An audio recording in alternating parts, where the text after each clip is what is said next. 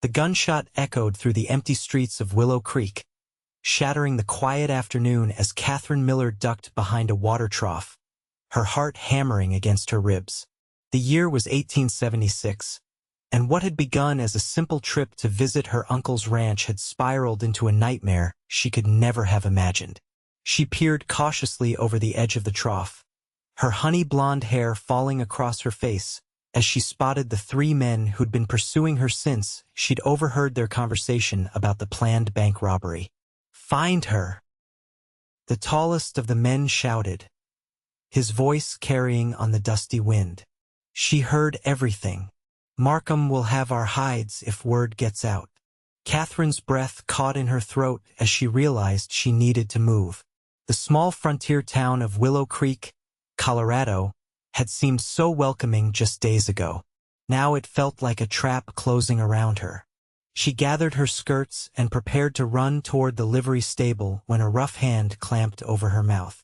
"Not a sound," a gravelly voice whispered as she was dragged backward into the shadows between two buildings. She struggled against her captor's grip, kicking and clawing until she was spun around to face him, Edmund Markham, the wealthy ranch owner who'd been nothing but cordial when she'd arrived in town. His eyes were cold now, nothing like the charming man who'd tipped his hat to her on the boardwalk just yesterday. "Miss Miller," he said with a smile that didn't reach his eyes, "you've caused quite a commotion today." "Mr. Markham," she replied, trying to keep her voice steady, "those men of yours were discussing robbing the bank. I need to alert the sheriff." Markham's smile tightened. "I'm afraid I can't let you do that. You see, this town is mine, the sheriff included." Before Katherine could scream, something hard struck the back of her head, and darkness claimed her. When she awoke, the world was pitch black and cold. The musty smell of earth surrounded her as she blinked, trying to adjust to the darkness. Her head throbbed where she'd been struck, and when she tried to move, she found her hands bound with rough rope. Gradually, her eyes adapted enough to make out stone walls around her. A cellar of some kind, with a heavy wooden door as the only exit. Katherine struggled to her feet, wobbling as a wave of dizziness hit her. She made her way to the door and pushed, but it didn't budge. She pounded on it with her bound hands. "Help! Someone help me!" Her voice echoed in the small space, but no response came. She slid down the door, tears welling in her eyes. The reality of her situation began to sink in. No one knew where she was. Her uncle wouldn't be expecting her for another week, as she decided to explore the territory before arriving at his ranch. She was utterly alone. Hours passed, or perhaps days. Katherine couldn't be sure in the darkness. Thirst clawed at her throat, and hunger gnawed at her belly. Once, the door had opened briefly, allowing a sliver of light to pierce the darkness as a canteen of water was tossed inside by one of Markham's men. "Enjoy it," the man had sneered. "Boss says to let you dry up down here. No one's gonna hear you scream." Katherine had rationed the water carefully, but it was now gone. Her lips were cracked, her throat parched. She'd searched every inch of the cellar for a way out, but the walls were solid stone, the ceiling too high to reach and the door secure. She was trapped, left to starve in this earthen tomb. Miles away, Forrest Quinn rode his Palomino stallion across the open plains toward Willow Creek. At 32, he'd spent more than half his life as a cowboy, working ranches across the territory, breaking horses, and occasionally serving as a guide for those unfamiliar with the harsh western landscape. A tall man with broad shoulders and sun-weathered skin, he carried himself with the quiet confidence of someone who'd faced both nature's fury and man's cruelty and survived. He'd received a letter from an old friend who'd settled in Willow Creek, inviting him to consider taking on work at the growing settlement. With nothing tying him to his previous position at the Henderson Ranch, Forrest had decided a change might do him good. As he approached the town, he noticed something odd. For a settlement that was supposedly thriving, there was a tension in the air. People on the main street moved quickly, eyes downcast, conversations hushed. Forrest had seen towns like this before, places where fear ruled, where someone held power with an iron grip. He dismounted outside the saloon, tying his horse to the hitching post before pushing through the swinging doors. The conversations inside dimmed momentarily as eyes turned to assess the newcomer, then resumed when he was deemed unthreatening. Forrest made his way to the bar, ordering a whiskey and listening to the murmurs around him. Third one this year. Markham's got the sheriff in his pocket. That poor girl from back east. Forrest's ears perked up at the mention of a girl. He caught the eye of the barkeeper, an older man with a gray mustache that drooped at the corners. "Passing through?" the barkeeper asked, wiping a glass. "Might stay a while," Forrest replied. "Friend of mine suggested there might be work here." "Depends on who you're willing to work for," the barkeeper said cautiously, leaning in. "Markham owns most everything round here, and he ain't particular about how he keeps it that way." "Heard something about a girl," Forrest said quietly. "Trouble?" The barkeeper glanced around before responding. "Young woman came into town few days back. Pretty thing. Said she was visiting her uncle's ranch outside town. Made the mistake of being in the wrong place at the wrong time. Haven't seen her since yesterday, but word is she overheard something she shouldn't have." Forrest nodded, sipping his whiskey. "This Markham, he make people disappear often." "Can't say for certain," the barkeeper replied, his voice barely audible. "But folks who cross him tend to move on suddenly, if you take my meaning." As night fell, Forrest made his way to the small hotel at the end of the main street. He secured a room, then spent the evening gathering information, carefully asking questions about Markham, the missing woman, and the layout of the town. By morning, he had a clearer picture of what he was dealing with. Edmund Markham had arrived in Willow Creek 5 years earlier, buying up land and businesses until he controlled most of the town. The sheriff, once an honest man, now looked the other way when Markham's interests were concerned. And according to whispers, a young woman named Katherine Miller had indeed vanished after being seen fleeing from Markham's men. Forrest spent the day observing Markham's ranch on the outskirts of town. It was a substantial property with a main house, several outbuildings, and a large barn. Guards patrolled openly, unusual for a cattle ranch in peaceful territory. Something wasn't right, and Forrest's instincts told him the missing woman might be somewhere on that property. As darkness fell for the second night, Forrest made his move. He left his horse tethered in a copse of trees a quarter-mile from the ranch and approached on foot, using the skills he'd learned from years on the frontier to move silently through the shadows. He avoided the main house, suspecting that a prisoner would be kept somewhere more isolated. The barn was too busy, with hands coming and going even at this hour. That left the outbuildings. One by one, he checked them, finding nothing but supplies, equipment, and in one case what appeared to be stolen goods from recent robberies. Then he noticed a small stone structure set apart from the others, partially hidden by a grove of trees. Unlike the other buildings, this one had a guard posted outside, smoking a cigarette and looking bored. Forrest crept closer, watching as another man approached with a plate of food and a canteen. "Boss says this is her last meal," the newcomer said. "He's heading to Denver tomorrow and wants this business finished before he goes." "Shame," the guard replied with a chuckle. "She's a pretty little thing. Could have had some fun with her first." "Markham don't like damaged goods," the other man said. "Besides, she's probably half dead already. Been down there 3 days now with just water." The men laughed as the one with the food unlocked a heavy door set into the ground, a cellar entrance. He disappeared inside briefly, then emerged and relocked the door. "She didn't even have the strength to curse at me this time," he remarked as both men walked away, heading toward the main house. Forrest waited until they were out of sight before approaching the cellar door.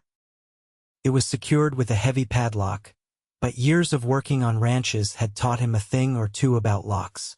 Using a knife and a piece of wire from his pocket, he worked the mechanism until it clicked open. Carefully, he lifted the door and peered into the darkness below. A narrow set of stone steps led down into what appeared to be a root cellar, though it had clearly been repurposed as a prison. He descended slowly, allowing his eyes to adjust to the darkness. "Hello?" he called softly. "Miss Miller." A rustling sound came from the corner, followed by a weak voice. "Who's there?" Forrest struck a match, illuminating the small space. In the corner, a young woman with tangled blonde hair and dirt-smeared clothes pressed herself against the wall, her eyes wide with fear. Her wrists were bound, and even in the dim light, Forrest could see the pallor of her skin and the cracked dryness of her lips. Beside her lay an untouched plate of food and a canteen. "My name's Forrest Quinn," he said gently, approaching slowly. "I'm here to help you." Katherine stared at the stranger, unable to believe what she was seeing. After days in darkness, convinced she would die in this hole, a man had appeared like a ghost in the night. Tall and broad-shouldered, with dark hair and a short beard, he moved with the careful grace of a man accustomed to danger. "Are you real?" she whispered, her voice hoarse from thirst. A gentle smile crossed his face as he knelt beside her. "As real as they come, miss. Let me get those ropes off you." With deft movements, he cut through her bindings, then offered her the canteen. "Small sips," he cautioned. "Too much at once will make you sick." Katherine obeyed, the cool water like heaven on her parched throat. "Why are you helping me?" she asked between sips. "Let's just say I don't take kindly to men who lock women in cellars," Forrest replied, his voice hardening slightly. "Can you walk? We need to move quickly." Katherine tried to stand but stumbled, her legs weak from days of confinement and minimal food.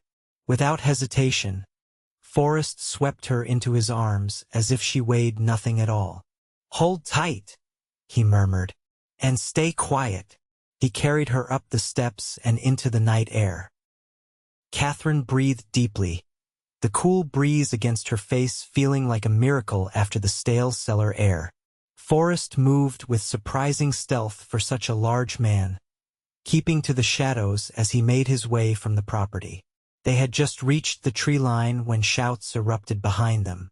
A lantern flared to life at the cellar entrance, and Katherine could make out the shapes of men gathering. "They've discovered I'm gone," she whispered, fear clenching her heart. "Then we'd better move faster," Forrest replied, quickening his pace.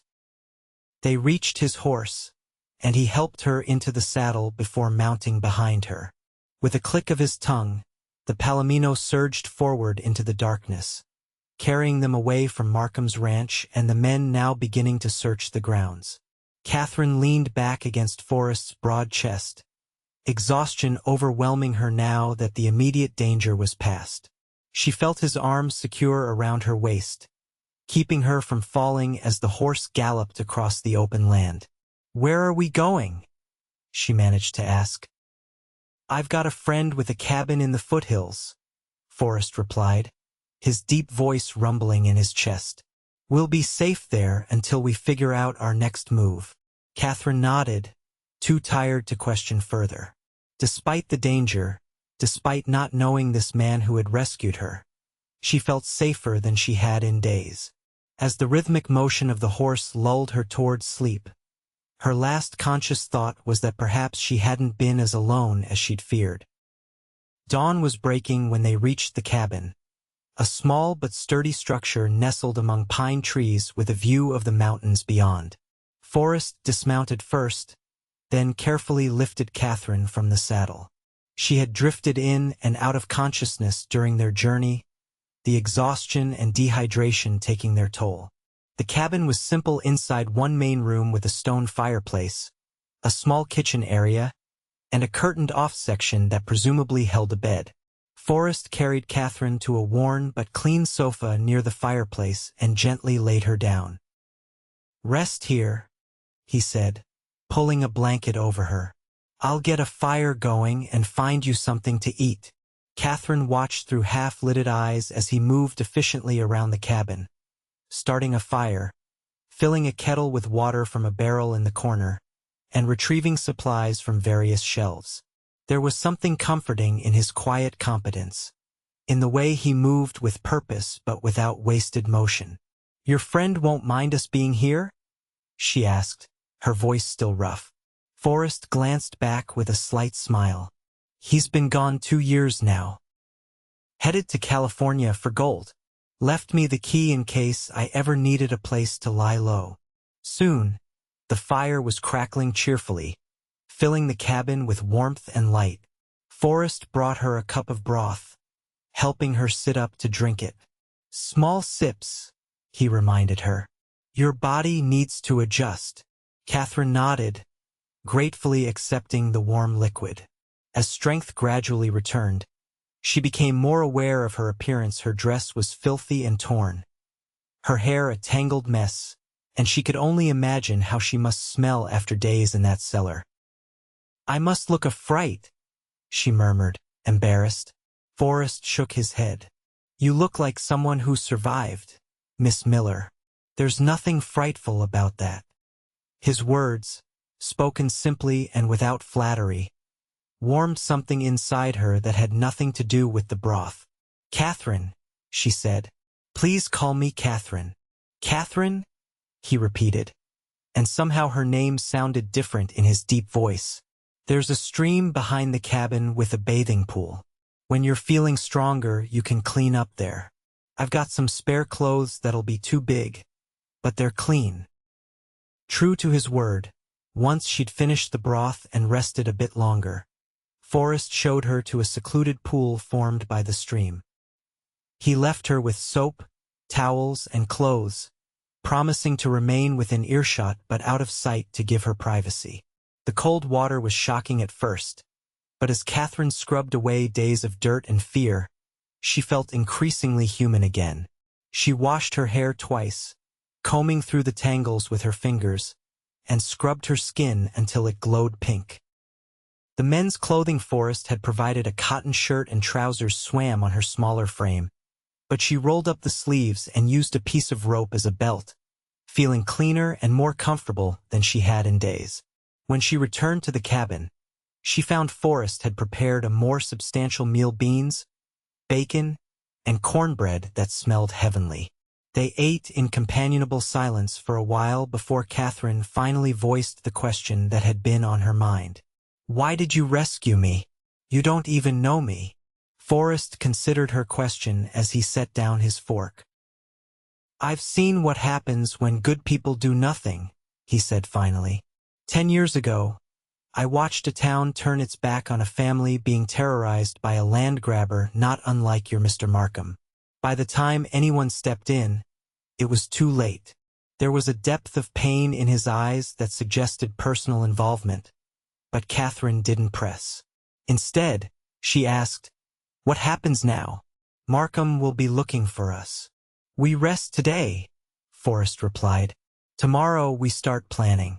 Markham's not the first tyrant I've encountered, and men like him don't stop until they're forced to."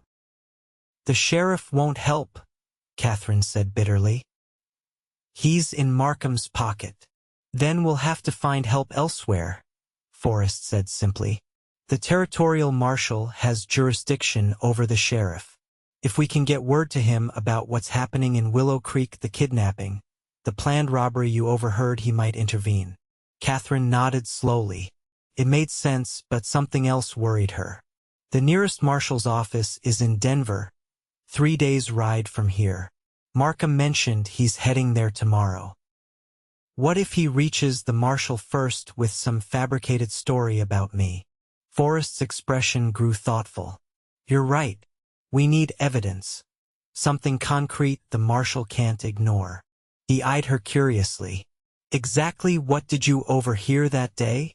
Katherine closed her eyes, recalling the conversation that had led to her current predicament. I was behind the mercantile, taking a shortcut to the hotel. 3 men were talking. They didn't see me. They mentioned a payroll shipment coming through on Friday's stage, how Markham wanted it taken without anyone getting killed this time. One of them said something about previous robberies looking too similar, that they needed to make this one look different. Previous robberies, Forrest repeated. There've been a string of stage holdups in this territory over the past year. If Markham's behind them. That's not all, Katherine continued. They mentioned ledgers records Markham keeps in his study. One man was worried about them, said if anyone ever found them, they'd all hang. Forrest's eyes lit with interest. Ledgers detailing illegal activities would be exactly the kind of evidence we need. But they'd be in his house, probably locked up tight, and heavily guarded, Katherine added. A slow smile spread across Forrest's face. Maybe not. You said Markham's heading to Denver tomorrow. If he's away, there'd be fewer men at the ranch, Katherine finished, catching his train of thought. And I'd bet good money those ledgers aren't going with him, Forrest said. Too risky to travel with incriminating evidence. They spent the rest of the day recovering and planning. Katherine slept for several hours, her body demanding rest after the ordeal she'd endured. When she awoke, she found Forrest outside, chopping wood with powerful, efficient strokes. She stood in the doorway, watching him for a moment, struck by the contrast between his strength and the gentleness he'd shown her. As night fell, they sat by the fire, refining their plan. They would wait until Markham departed for Denver. Then Forrest would sneak back to the ranch to search for the ledgers while Katherine remained safely at the cabin. I should come with you, Katherine argued. I know what the study looks like. I was given a tour of the house when I first arrived in town, before Markham knew I was a threat. Forrest shook his head firmly. It's too dangerous. These men are looking for you. If they catch you again. If they catch you, they'll kill you, Katherine countered. At least with me, they might hesitate. Besides, 2 sets of eyes will search faster than one. They debated back and forth, neither willing to yield, until Forrest finally conceded with reluctance. But you stay by my side at all times, he insisted. And if I say run, you run. No arguments. Katherine agreed, relieved that he wasn't treating her as helpless, despite her recent ordeal. As they continued planning, she found herself studying him in the firelight, the way his brow furrowed in concentration, the thoughtful set of his mouth, the capable hands that had broken her free from that cellar door. Where are you from originally? She asked during a lull in their strategizing. Forrest looked up, seemingly surprised by the personal question. Pennsylvania. My father had a small farm there. What brought you west? A shadow crossed his face. The war.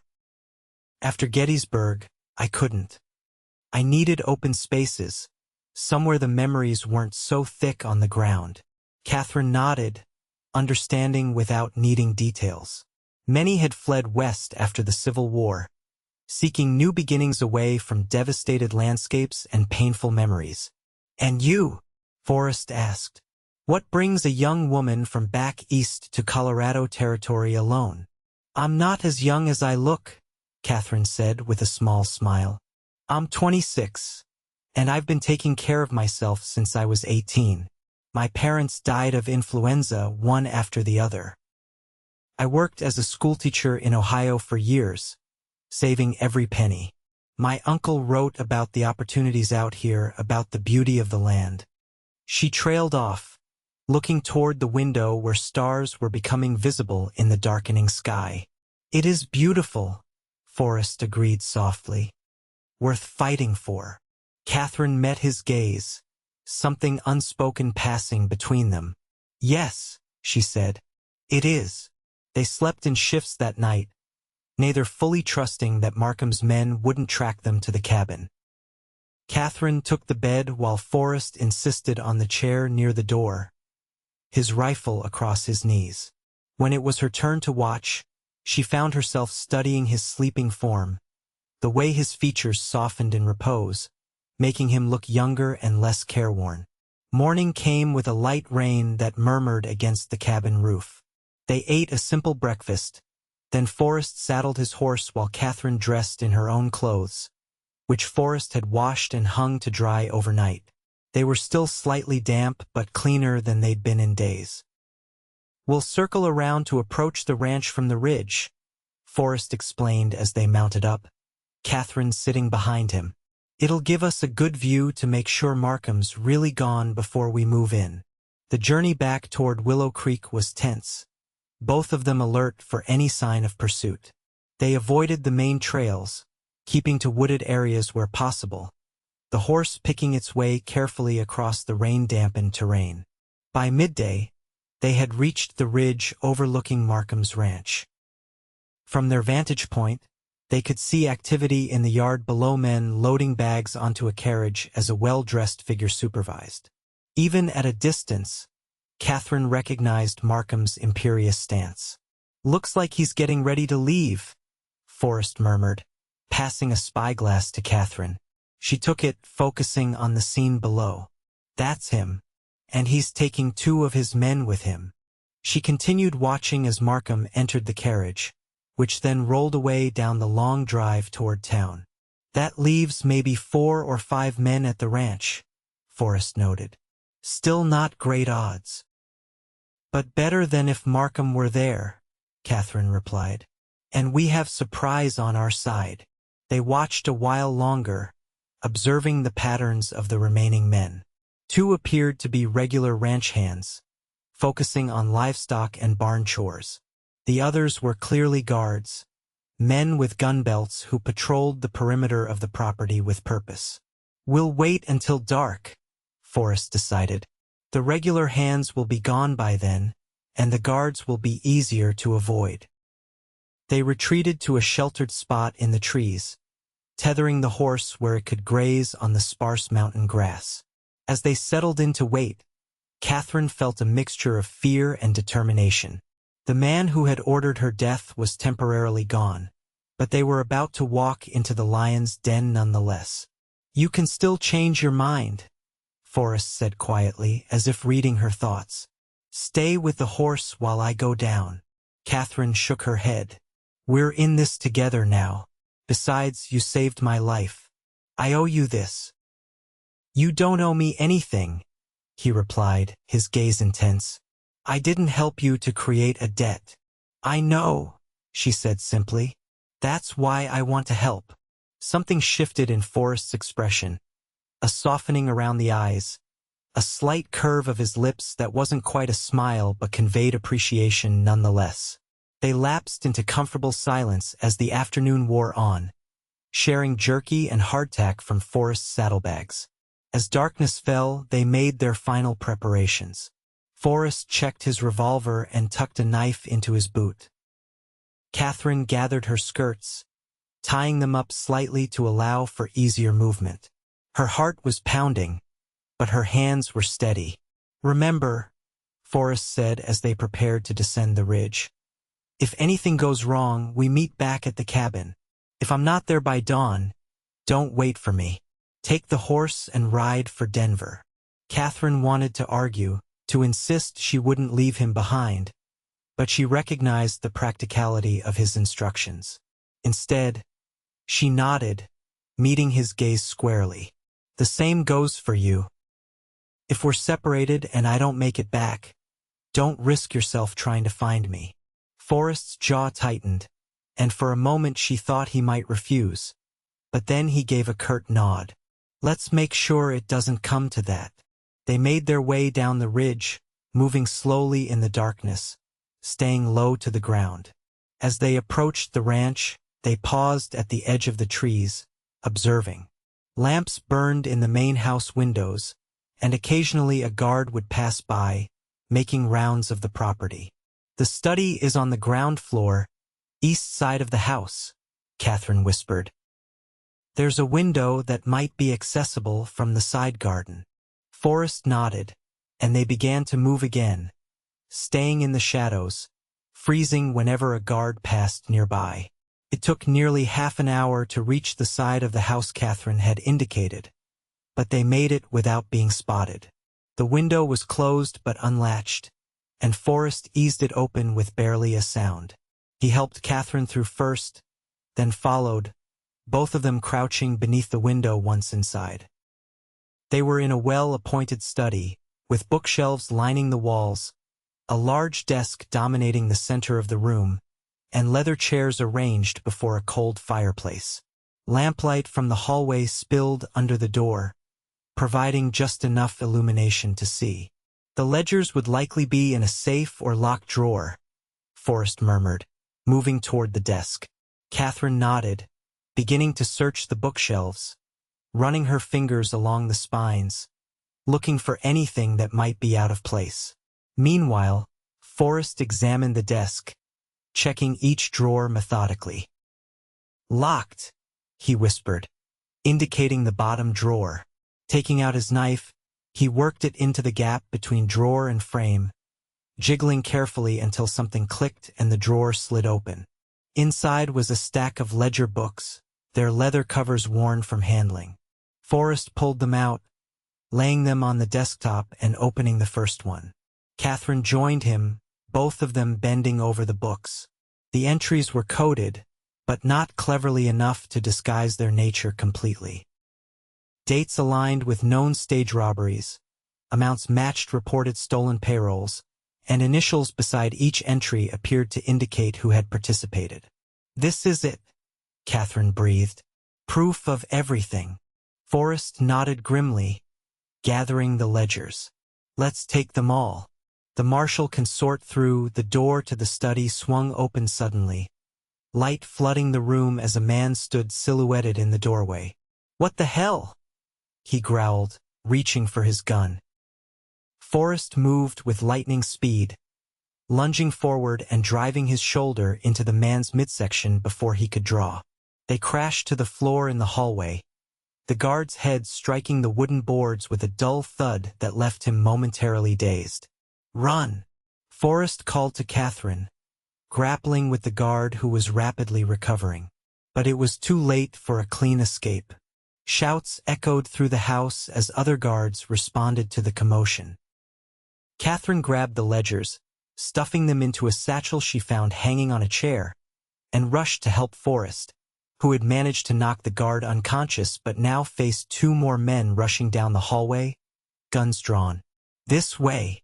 Katherine cried, grabbing Forrest's arm and pulling him toward a side door she'd noticed during her previous tour of the house. It led to a small parlor, which in turn opened onto a veranda. Bullets splintered the doorframe as they ducked through, Forrest pushing Katherine ahead of him as they ran across the parlor. They burst out onto the veranda just as more guards appeared around the corner of the house, drawn by the gunfire. "The stable?" Forrest gasped, pulling Katherine toward the building where horses nickered nervously, disturbed by the commotion. They sprinted across the open yard, bullets kicking up dirt at their heels.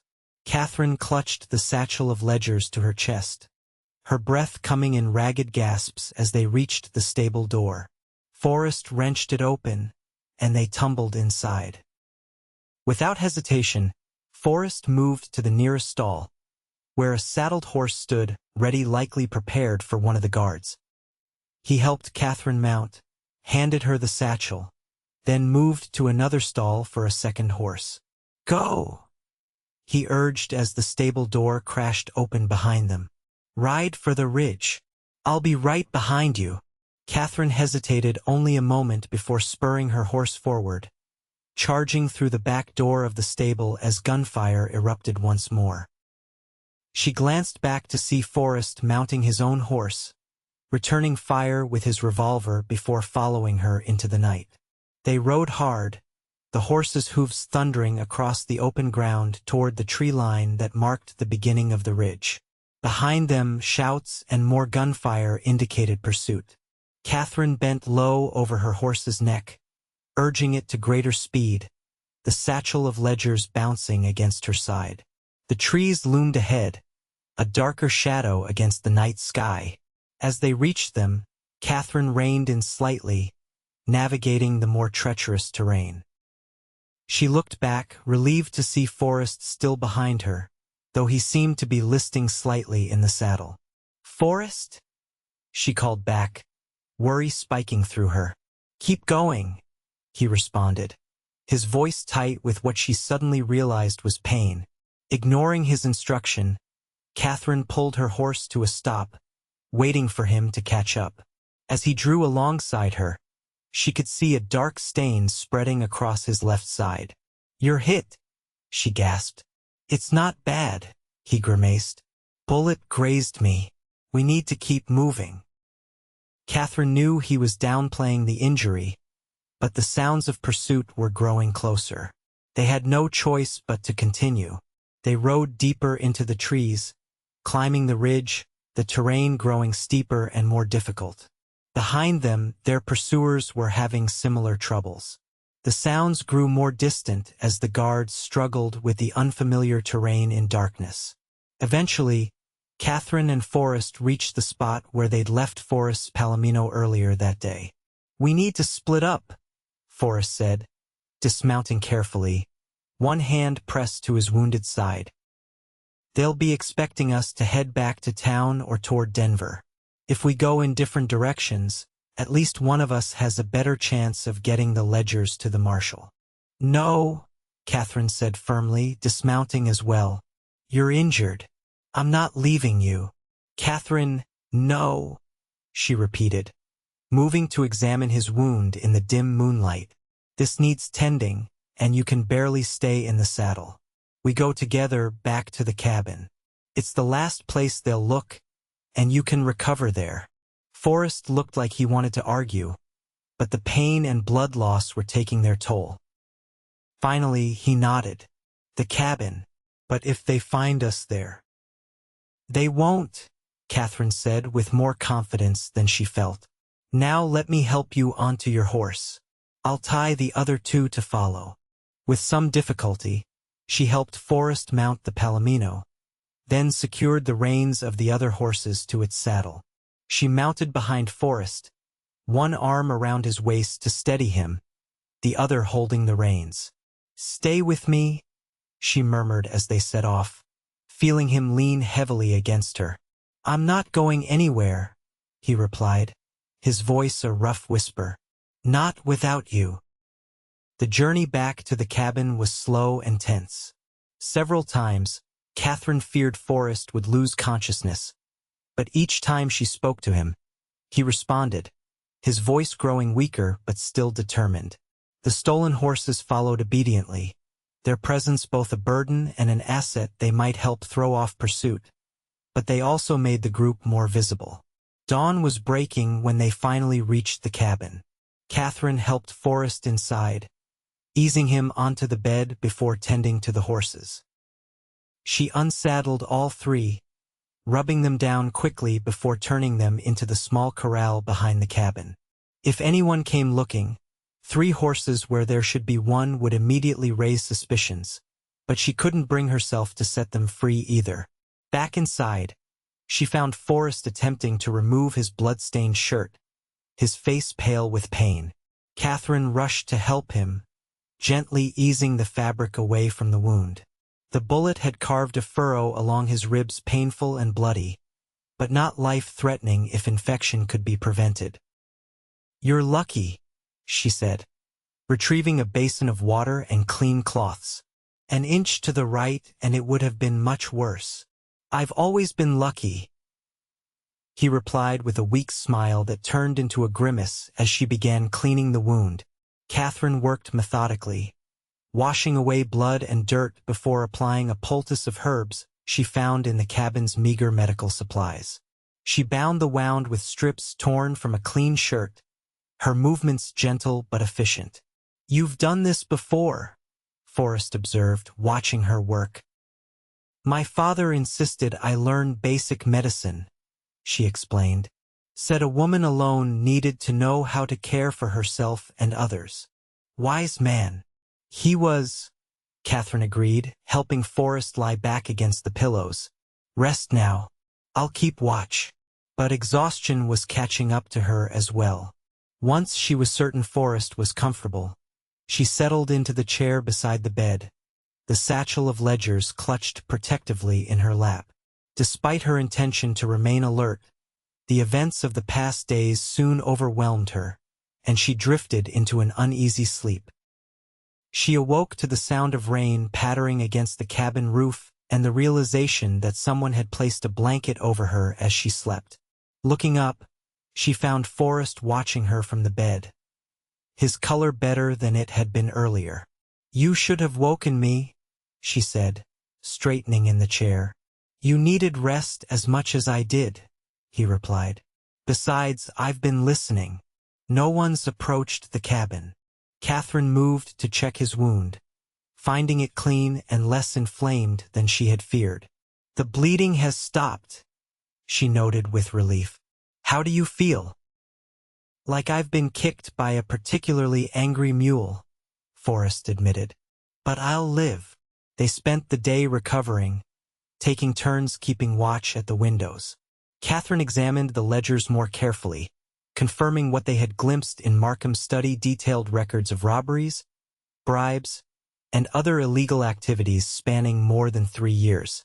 "This is more than enough to convince the marshal," she said, showing Forrest a particularly damning entry that explicitly mentioned bribing the local sheriff. "If we can get it to him," Forrest replied. "Markham will have men watching the trails to Denver." "Then we don't take the direct route," Katherine suggested. "We go north first, then east. It's longer, but less likely to be watched." Forrest nodded slowly. "We'll need supplies, and I need another day to regain some strength." They spent that day and the next preparing, Katherine venturing out only to check on the horses and gather berries and edible plants to supplement their dwindling supplies. By the third morning, Forrest was moving more easily, his wound healing cleanly, and they decided it was time to move on. "We'll take all 3 horses," Forrest decided as they packed. "Ride one, lead the others. If we're pursued, we can switch mounts to keep them fresh." Katherine nodded, tucking the precious ledgers into a saddlebag.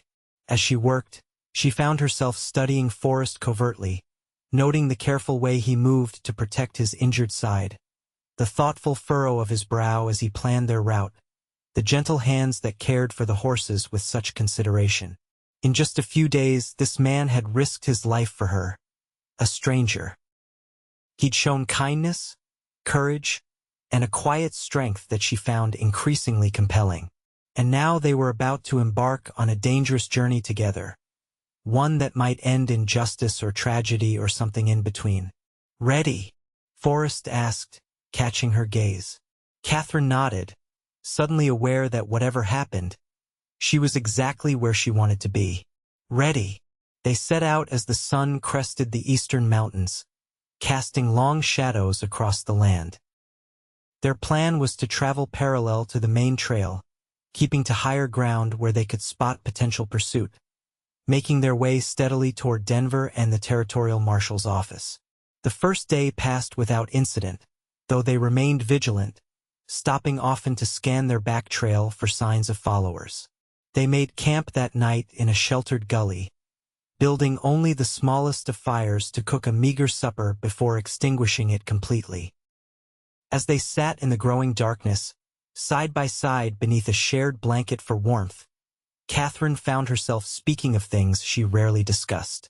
"I always dreamed of coming west," she admitted. "Even before my parents died. There was something about the stories, the idea of open spaces and new beginnings." "And now that you're here?" Forrest asked quietly. "Has it lived up to your dreams?" Katherine laughed softly. "Being kidnapped, locked in a cellar, and shot at wasn't exactly part of the dream. No, I suppose not.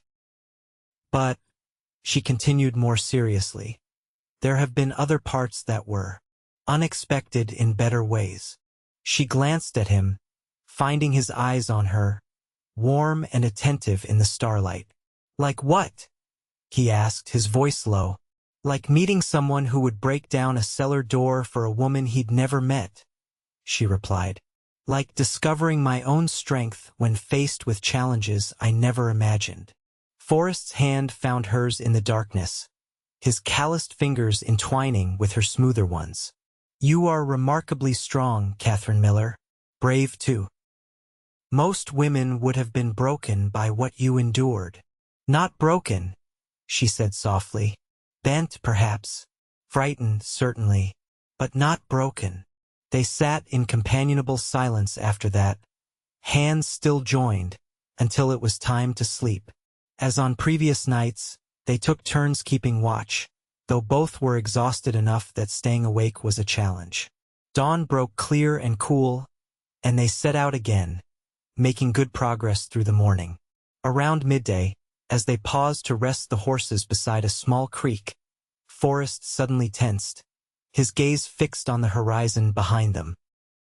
Riders, he said grimly, for maybe 5, moving fast. Katherine felt fear clutch at her heart as she squinted in the direction he indicated. Tiny figures were visible in the distance, dust rising behind them as they galloped across the open land. Markham's men? She asked, though the answer seemed obvious. Likely, Forrest replied, already moving toward the horses. They're following our trail. We need to move now. They mounted quickly, Forrest taking the lead as they urged their horses up a rocky slope, seeking higher ground and more difficult terrain that might slow their pursuers. The horses labored, breathing heavily as they climbed, but the riders behind them were closing the distance. There! Forrest pointed ahead to where the land rose sharply into a jumble of rocky outcroppings. If we can reach those rocks, we might be able to hold them off. They rode hard for the outcropping, the sounds of pursuit growing louder behind them. As they reached the rocks, Forrest dismounted quickly, helping Katherine down before leading the horses into a natural corral formed by the stones. Take this, he said, pressing his rifle into her hands. Find cover and wait. I'm going to try to circle around behind them. No! Katherine grabbed his arm. You're still injured. We stay together. Forrest looked like he wanted to argue, but the sound of approaching hoofbeats made the decision for them. Together, then, he agreed. But stay low and don't fire unless you have to. They moved among the rocks, finding a defensible position with good visibility of the approach. Katherine's heart hammered in her chest as she watched the riders draw nearer, now clearly recognizable as Markham's men, including the guard they'd encountered in the study. They'll have us pinned down here, she whispered. We can't stay long. Forrest nodded grimly. If we can hold them off until nightfall, we might be able to slip away in the darkness. The riders slowed as they approached the rocks, clearly wary of an ambush. They spread out, circling the outcropping, looking for a way to approach that wouldn't leave them exposed. Quinn, one of them called out. We know you're in there. Hand over the woman and the ledgers, and we might let you live. Generous offer, Forrest muttered. Think I'll decline. The standoff continued for hours, the sun beating down mercilessly as both sides waited for the other to make a move. Occasionally, one of Markham's men would try to approach, only to be driven back by a warning shot from Forrest's rifle or revolver. But ammunition was limited, and both Katherine and Forrest knew they couldn't sustain this strategy indefinitely. As the sun began to set, casting long shadows across the landscape, Katherine noticed movement to the east riders approaching, at least a dozen of them. Forrest, she said urgently, pointing. More men coming. Forrest's expression tightened as he spotted the newcomers. That's it, then. We make our stand here. But as the riders drew closer, Katherine realized something odd about them. They weren't approaching furtively, like reinforcements for an ambush. They rode openly, directly toward Markham's men, who had now also spotted them and were regrouping, suddenly uncertain. That's not Markham's men, Forrest said, a note of disbelief in his voice. That looks like a marshal's posse. Katherine strained to see in the fading light. The lead rider did indeed wear a badge that caught the last rays of the sun.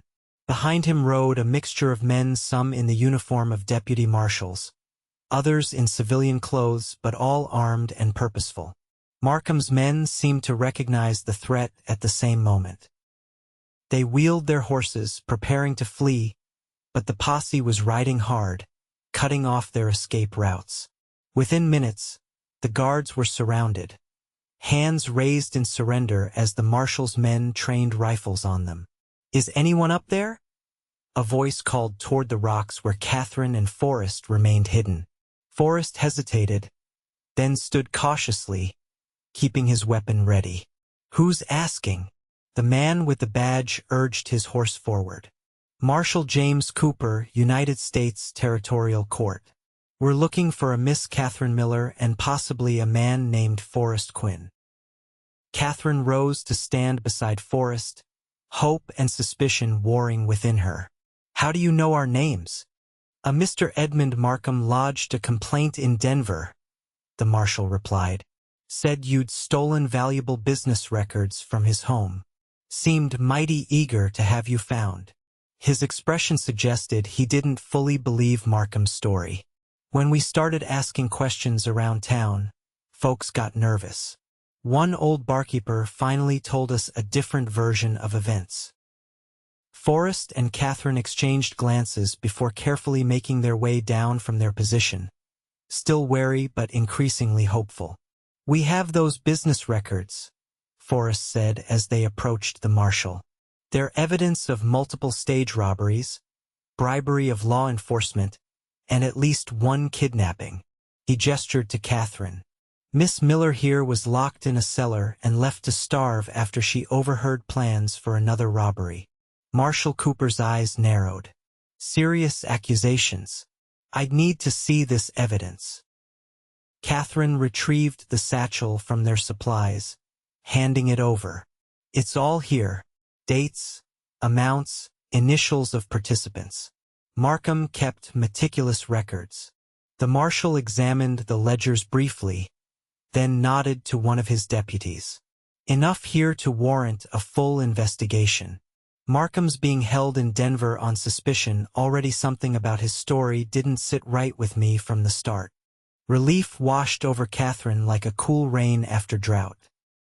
She swayed slightly, the tension of the past days suddenly releasing its grip, and Forrest's arm came around her shoulders, steadying her. "You folks look like you could use a hot meal and a safe place to rest," the marshal observed. "Why don't you ride with us back to town? We can take your statements there." The journey back to Willow Creek was almost surreal after their days of hiding and flight. They rode surrounded by the marshal's men, no longer hunted but protected. Katherine found herself repeatedly glancing at Forrest, sharing small smiles of disbelief and growing hope. In town, they were provided rooms at the hotel, meals, and fresh clothing while the marshal began his investigation in earnest. The ledgers proved damning, and with Katherine's testimony about her kidnapping and Forrest's account of the rescue, the case against Markham and his men grew stronger by the hour. Word arrived 2 days later that Markham had attempted to flee Denver upon learning of the marshal's investigation, but had been apprehended at a stage station 20 miles outside the city. The sheriff of Willow Creek had also been arrested, protesting his innocence even as evidence of his corruption mounted. On the third day, Marshal Cooper summoned Katherine and Forrest to his temporary office in the town hall. "I wanted to thank you both personally," he said as they seated themselves across from his desk. "Your courage in obtaining these ledgers has helped us break up one of the largest criminal operations in the territory." "We're just glad justice is being served," Katherine replied, glancing at Forrest, who nodded in agreement. "Indeed," the marshal continued. "Which brings me to my next point. Miss Miller, I understand you were originally traveling to your uncle's ranch when all this occurred." "Yes," Katherine confirmed, "though I haven't been able to send word to him about what happened. I took the liberty of doing so, Cooper said. "He'll be arriving tomorrow to escort you there, if that's still your destination." Katherine felt a strange hollowness at the news. Of course, she should continue to her uncle's ranch. That had been her plan all along. Yet somehow, in the chaos of the past days, her priorities had shifted in ways she was only beginning to understand. "Thank you, Marshal," she said automatically. "That's very kind." "As for you, Mr. Quinn," Cooper continued, turning to Forrest, "I understand you're something of a wanderer. No fixed address or employment at present." Forrest shifted slightly in his chair. "That's right. I was considering work here in Willow Creek, but given recent events, I might have a proposition for you," the marshal said. "We're always in need of good men who know the territory and aren't afraid to stand up to bullies like Markham. The territorial court is expanding its marshal service. If you're interested, I'd be willing to recommend you for a deputy position." Surprise registered on Forrest's face. "I'm honored by the offer, Marshal. I'd like some time to consider it." "Of course," Cooper nodded. "You know where to find me when you've decided." As they left the town hall, stepping out into the bright sunshine of midday, Katherine found herself unable to meet Forrest's gaze. The prospect of their imminent parting hung between them, unacknowledged but impossible to ignore. "Your uncle's ranch," Forrest said finally as they walked slowly along the boardwalk. "Is it far from here?" "About 30 miles north," Katherine replied. "He raises horses primarily." Forrest nodded, his expression unreadable. "Good country up that way. Plenty of water. Good grazing land." They lapsed into silence again, both aware that they were talking around what they really wanted to say. Finally, Katherine stopped walking, turning to face him directly. "Forrest?" she began, then hesitated, uncertain how to continue. "I've been thinking about the marshal's offer," Forrest said suddenly. "Being a deputy would mean settling somewhere. Having a home base, at least." Katherine's heart quickened. "Is that something you want? To settle?" "I've been wandering a long time," he replied, his eyes meeting hers. "Maybe too long. Recent events have made me realize there might be things worth staying in one place for." "What kind of things?" Katherine asked softly, hardly daring to hope he meant what she thought he did. Forrest took a step closer, close enough that she could see the flecks of gold in his brown eyes. "Brave schoolteachers who dream of the West," he said, a smile touching his lips. "Women who don't break even when locked in cellars. Partners who stand their ground against impossible odds." Katherine felt warmth spreading through her chest at his words. "That sounds suspiciously like one specific woman, Mr. Quinn." "It does, doesn't it?" he agreed, his smile widening. "The thing is, Miss Miller, I find myself reluctant to say goodbye to that woman. In fact, I'm hoping I won't have to." "Are you proposing something, Forrest?" Katherine asked, her own smile growing to match his. "Not exactly. Not yet," he clarified. "That would be presumptuous after such a short acquaintance. But I am proposing that we don't rush to part ways. That perhaps your journey to your uncle's ranch might accommodate a traveling companion.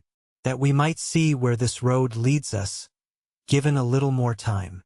Katherine felt as though her heart might burst with unexpected joy. "I think my uncle would be delighted to meet the man who rescued his niece," she said.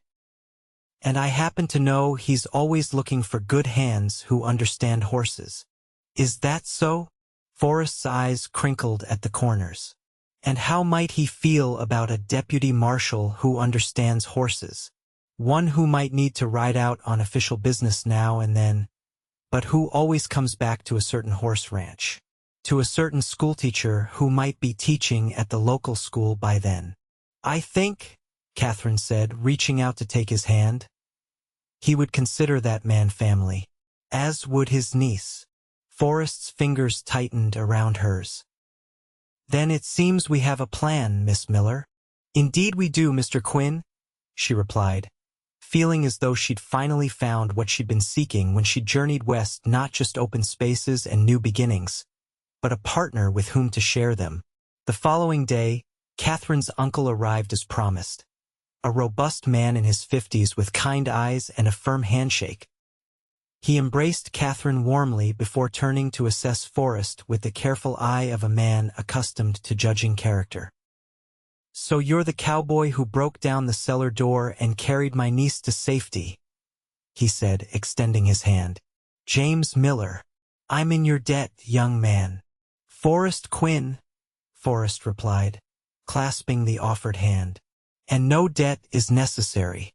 Your niece saved me as much as I saved her." James Miller's eyebrows rose at that, but he nodded thoughtfully. Catherine's letter explained some of what happened. "Sounds like you two have been through quite the ordeal together." "We have," Katherine agreed. "And Uncle James, Forrest has been offered a position as deputy marshal for the territory. He's accepted, but he'll need somewhere to call home when he's not on duty." Her uncle's eyes twinkled with understanding as he looked between them. "Is that so? Well, I happen to have a small cabin on my property that's standing empty. Used to be the foreman's place before he built himself something bigger for his growing family. It would suit a deputy marshal just fine, I'd think. Especially one who knows his way around horses, as I'm told you do." Forrest smiled, glancing at Katherine. "I'd be honored to accept your hospitality, Mr. Miller." "James," her uncle corrected. "We're informal at the ranch, and from what I can see, you'll be family soon enough." Katherine felt her cheeks warm at her uncle's blunt assessment, but she didn't contradict him, especially when she saw the look of quiet contentment that settled on Forrest's face at the word family.